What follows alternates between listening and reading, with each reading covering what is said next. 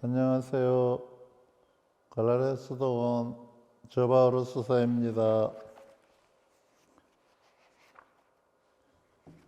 성부와 성자와 성령의 이름으로 아멘.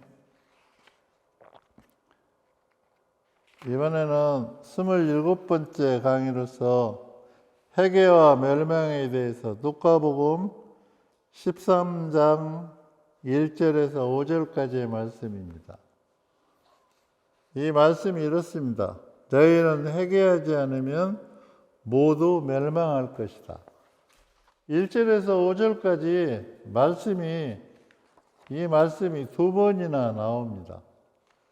그만큼 엄중하고 중요한 것입니다.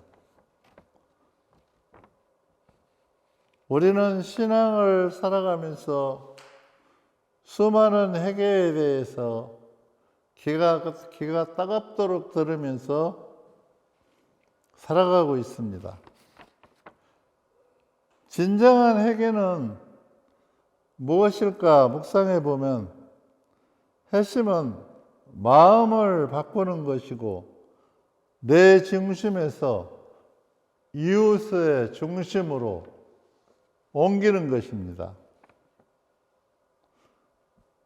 그것을 실천하면서 살아가는 것이 회개가 아닐까 생각을 해봅니다. 나 중심을 바꾼다는 것은 쉬운 것 같으면서도 결코 쉬운 일은 아닌 것 같습니다. 수도 생활을 수십 년 하면서 제 자신을 돌아보면 아직도 제자리에 맴돌고 있는 부분들이 많이 있습니다. 결국 한 번의 회심으로 끝나는 것이 아니라 세상 마칠 때까지 자신을 살피고 매일매일 행동으로 살아가야 합니다.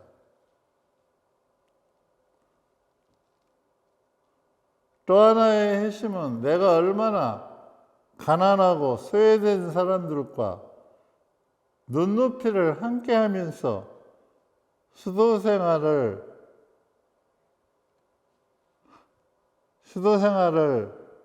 우리가 하고 있는 이 모습이 하느님 손안에 달려있다는 것을 기억해야 한다는 것입니다. 우리가 보면은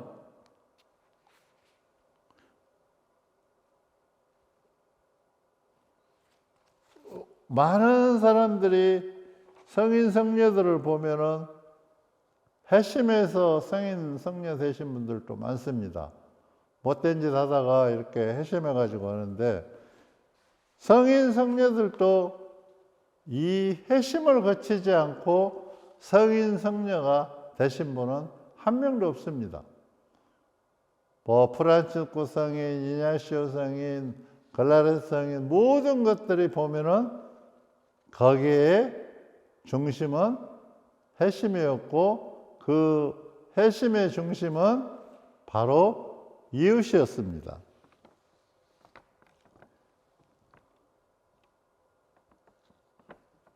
예수님께서 이렇게 얘기합니다. 실로암 탑이 무너질 때 깔려 죽은 사람이 18이나 된다. 너희들은 그들이 예루살렘에 사는 다른 사람들보다 큰 잘못이 있다고 생각하느냐? 우리는 어떤 불행한 사람들을 보면 자기는 회심할 게 없다고 생각하는 경우가 종종 있습니다. 그렇지 않습니다. 어쩌면 신앙을 살아가면서 제가 다른 사람보다 없다고 자부하는 우리들의 마음이 바로 회심을 가로막고 있다는 생각이 듭니다. 우리가 진정한 회심은 어떤 것일까요? 제가 중국에 있을 때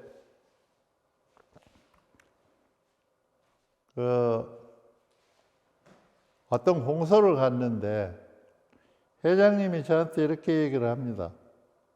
수사님, 지금 이유 없이 우리 동네에 아들, 딸, 며느리 이렇게 다 죽어가고 부인까지 죽어가고 지금 그 집에는 막내 아들과 영감님만 살아서 오늘 내일 하고 있습니다.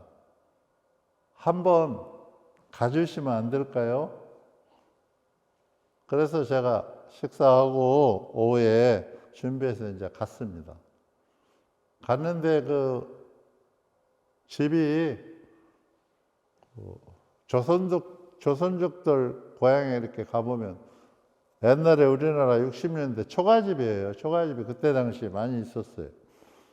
그래서 딱 갔는데 문 앞에 이렇게 딱 집이 이렇게 보이는데 안개가 자욱해요. 집이 대낮인데 이상하다. 그러고 딱 갔더니 집에 들어갔더니 음침해요. 근데 가서 보니까 아들하고 영감님하고 둘이서 누워 있는 거예요. 그래서 이제 이 얘기를 들었죠. 어째서 이런 일들이 벌어졌는가. 그래서 뭐 나쁜 짓 한 적이 있냐? 없다. 자기는 누구한테 해코지 한 적도 없다는 거예요. 그런데 갑작스레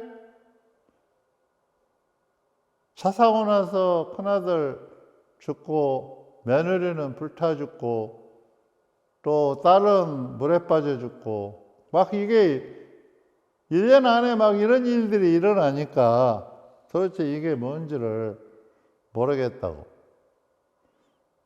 그래서 이제 제가 물었죠. 혹시 기도하게 성서책 있냐고 그랬더니 그 성서책 뒷간에 있다고 그래. 처음에 뒷간이 뭐예요? 그랬더니 화장실에 있다는 거예요. 그래서 이제 밖에 이렇게 화장실을 만들어 놨어요. 그냥 엉성하게 홀타리해서. 왜 성서가 화장실에 있습니까? 그래 갔더니 이 성서가 요 뒤에 한 장하고 책 갈피하고 요 뒤에 한 장, 두 장인가 이렇게 남았어요.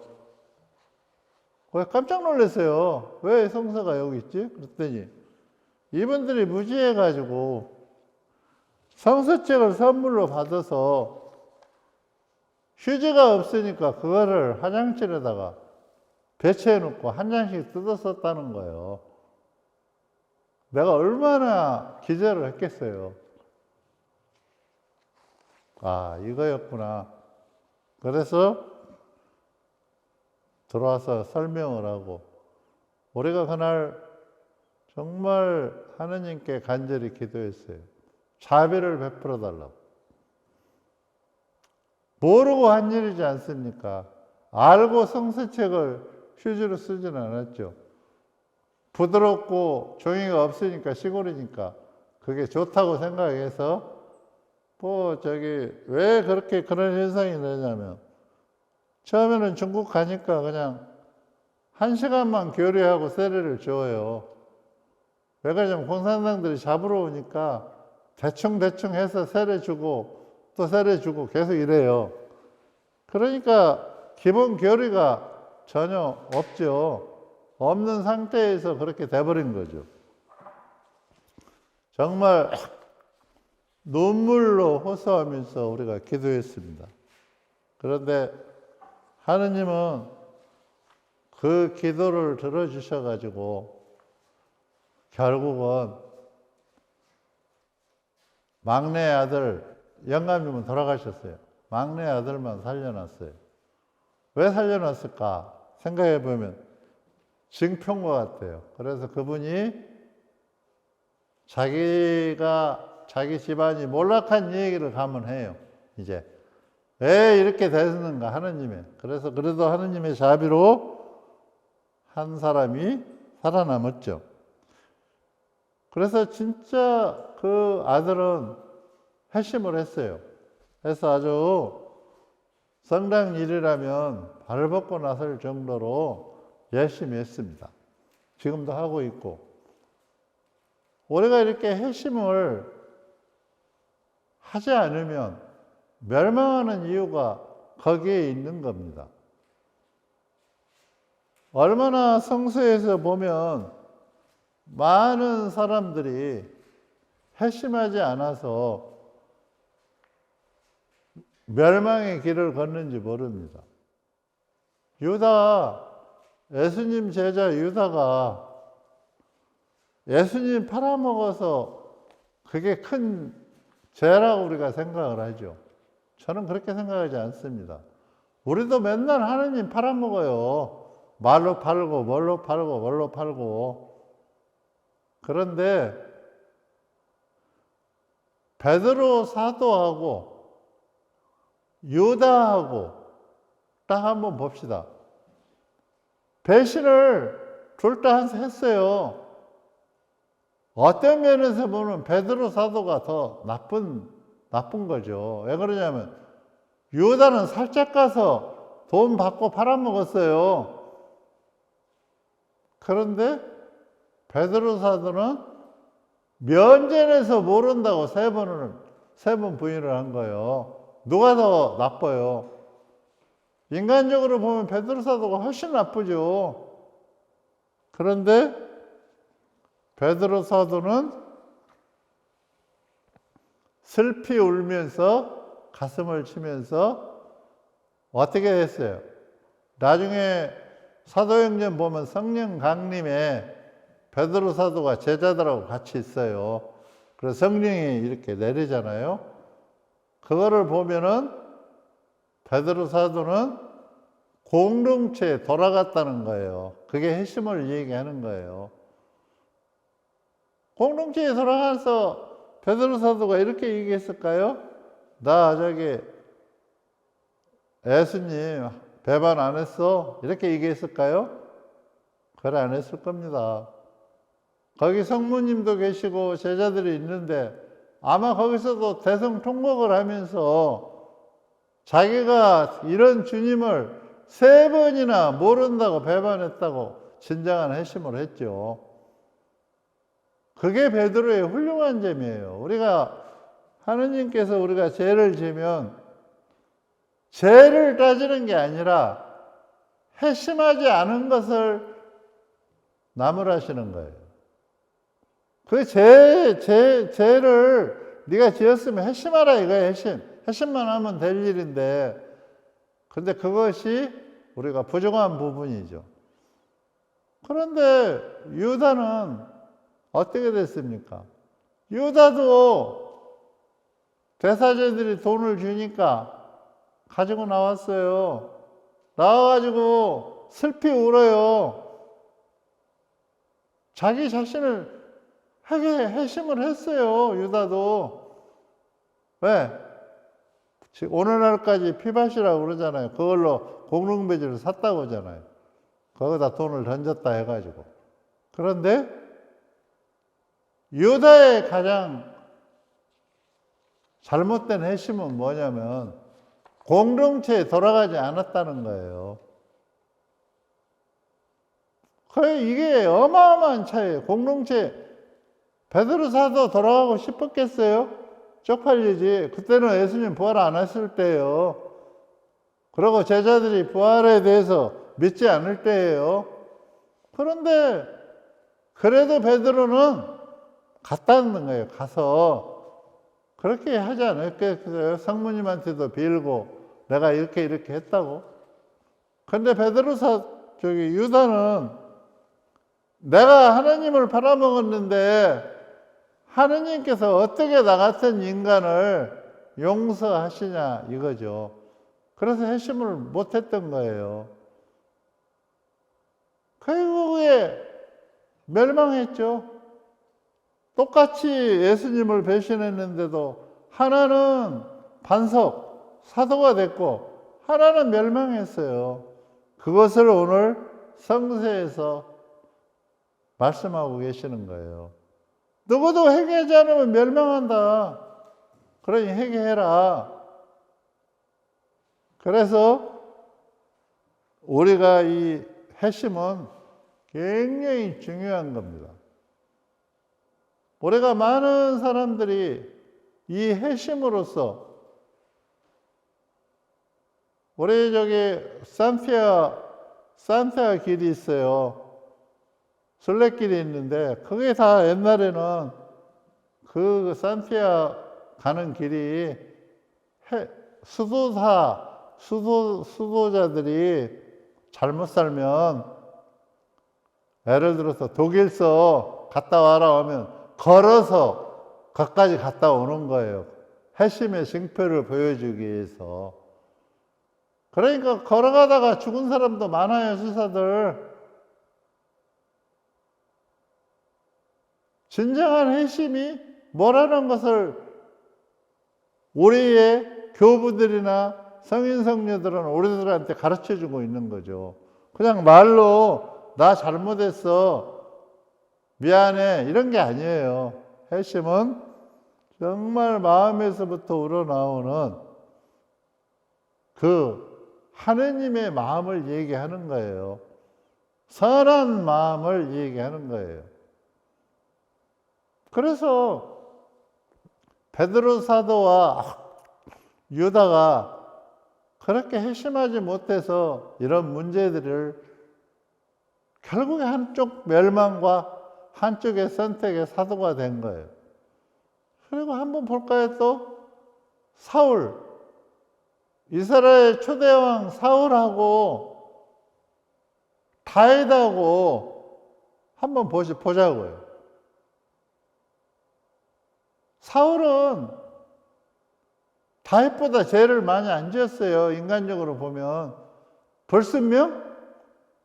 하느님께서 이거 다 멸하고 뭐라니까 그거 안 했어요. 그래서 불순명의 대명사가 됐는데. 다윗은 어땠어요? 다윗의 죄가 더 크죠. 남의 장군 부인 벳사바가 목욕하고 있으니까 너무 이쁘잖아요. 데려다 강제로 잤어요. 그리고 나서 자기의 죄가 들통날까봐 어떻게 했어요? 우리아를 오라고 하잖아요. 장군을 오라 해가지고 집에 가서 자라니까 앉아. 그러니까 갈 때 편지를 하나 요압한테 써서 보내잖아요. 최고의 적진에다가 집어넣고 군사를 다 뺏어 죽여라. 다윗이 진짜 나쁜 놈이죠. 보면은 남의 부인 뺏었지, 거기 장부 죽이지. 그런데 어떻게 해서 다윗은 하느님의 종이 되고 사울은 종이 안 되냐는 거예요. 뭐의 차이가 있냐면 회심의 차이가 있는 거예요. 사울은 끝끝내 회심할지 몰랐어요. 다윗을 숨겨줬다 해서 사제들을 다 도륙해버리고 다윗을 끝끝내 죽이려고 그러고. 근데 다윗은 보세요. 하느님 마음에 드는 행동을 하는 거예요. 사울을 죽일 기회가 있어도 안 죽여요. 부하들이 죽이자고 하니까 뭐라고 그래요? 하느님께서 기름 부은 왕을 인간인 내가 뭐라고 칼을 대느냐. 그것도 한 번도 아니고 두 번이나. 그러고 나서 벳사바가 아들을 낳죠. 아들을 낳으니까 낳는데 하느님께서 거기 질병을 주셔서 아들을 걷어가려고 하니까 매달리잖아요. 살려달라고. 근데 하느님께서 안 들어주셨어요. 아들 죽었다 소리 듣고 밥 가져라고 하잖아요. 먹고 하느님께 진정으로 해결을 하잖아요. 잘못은 다윗이 훨씬 큰데도 다윗의 훌륭한 점은 하느님께 회심이 빠르다는 거예요. 회심이. 그 두 종류의 선택을 누가 하는 거예요? 각자가 하는 거예요. 그래서 결국은 다윗은 이스라엘 역사에 하느님의 종으로 남고 사울은 종으로 남지 못하는 결과를 가져옵니다. 많은 분들이 핵심에 대해서 의문을 갖는 분들도 있어요. 그러나 진정한 핵심은 털끝만큼도 의문을 가져서는 안 돼요. 제가 이 책에도 써놨지만 하느님은 우리가 핵심하고 돌아오면 제 마음을 쓴 거예요. 돌아왔니? 이 말을 한마디조차 묻지 않는다고. 왜? 내가 부담될까 봐. 그리고 하느님께서는 앞으로 걸어가야 할 길을 비춰줄 뿐이에요, 하얗게. 그러니까 우리가 핵심만 하면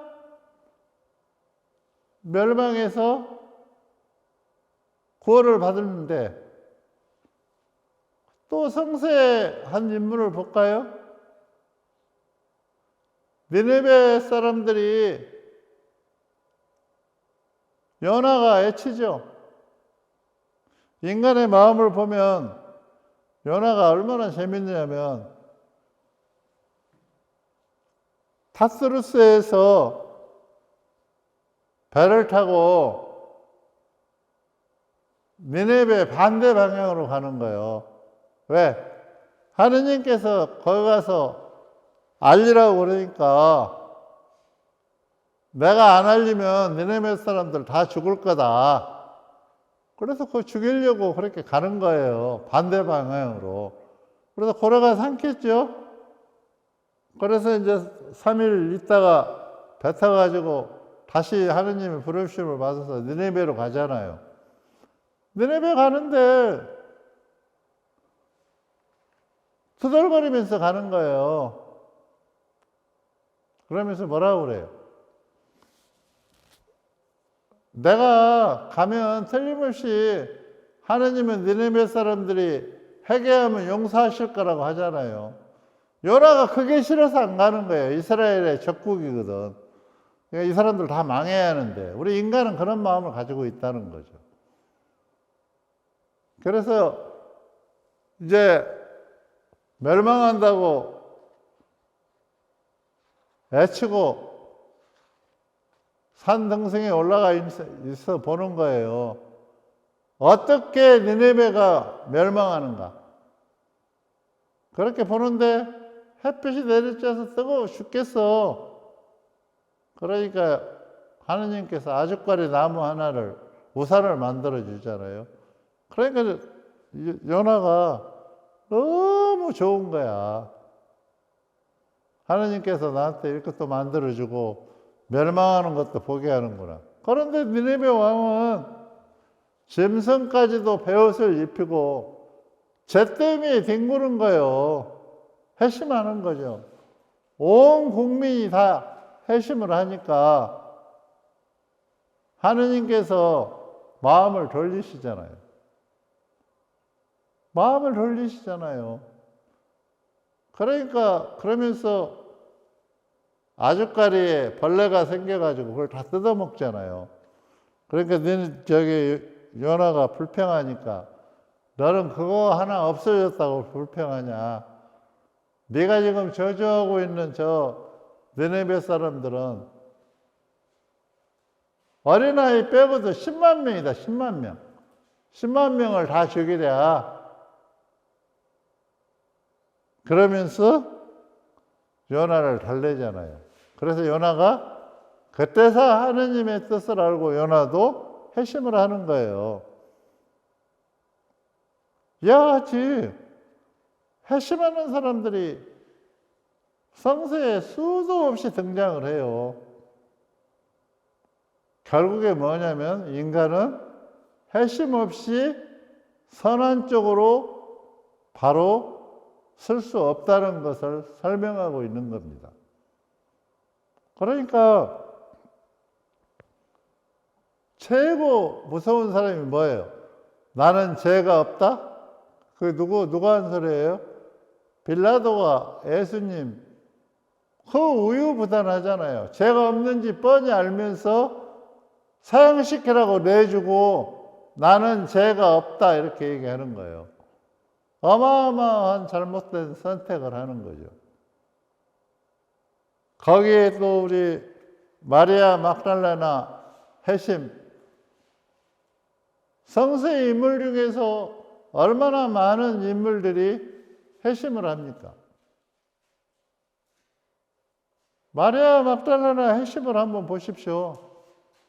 옥합에다가 기름을 넣어가지고 와서 주님 발을 적셔서 자기 머리카락으로 닦아주잖아요. 그러면서 계속 울기만 하잖아요. 예수님이 뭐라 그래요? 제자들이 그러죠. 저거 팔면은 가난한 사람 죽었잖아요. 가난한 늘 함께 있다. 저 사람은 정말 그 자매는 마리아 막달라나는 진심으로 회심하고 있는 것이. 내 장례를 지금 치르고 있다. 그래서 주님은 마리아 막달라나를 용서하시잖아요. 그래서 어떻게 됐어요? 부활의 첫 증인이 되는 거예요. 회심이라는 것은 이렇게 어마어마한 하느님의 은총이 포함되는 거예요. 제자들도 아니고 율법이나 바리새의 사람들도 아니고 맨 먼저 부활의 목격 증인이 됐고 그 목격 증인, 부활의 증인이 뭘 선포했어요? 처음으로 부활의 기쁜 소식을 사람들에게 알리는 사명을 받게 되는 거예요. 이와 같이 하느님의 은총은 회심을 통해서 항상 은총이 같이 공존한다는 걸 우리가 알 수가 있어요. 아무리 내가 수도생활을 잘하고 해서 회심 없는 수도생활은 그런 빈 쭈깽이에요.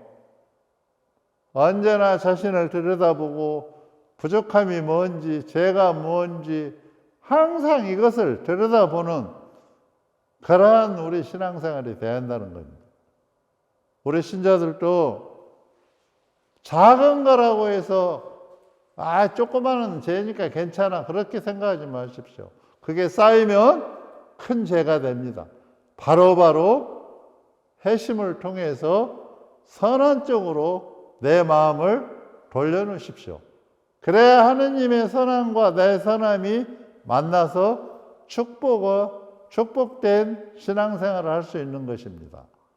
여러분들 꼭 회심하는 신앙인이 되십시오. 감사합니다. 구원과 성자와 성령